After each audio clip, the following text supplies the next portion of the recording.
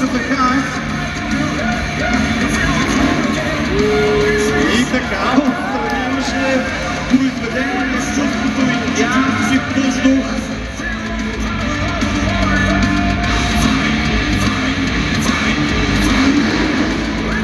9 метров андерфлип за Хайнс.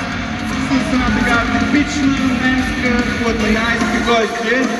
Мисля, че натрупва за момента доста точки. Сериозно се опъна. За момент няма на прожектор ми се прилича на лястовица.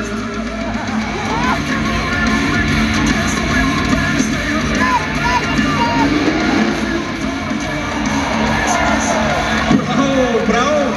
Страхотно изпълнение. От 2011 година сериозно е напреднал Хайнс. Аз ще се кефя на неговите изпълнения, като този кордова флип, който врътна току-що.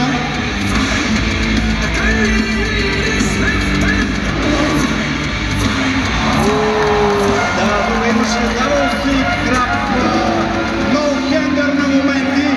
Ханес Акерман от Германия с предницата на Янко Ташев в момента.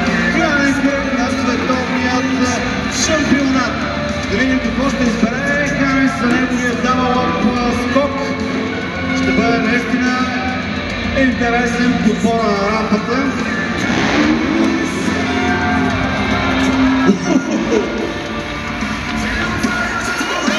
Нямам никаква представа как се казваше този скок.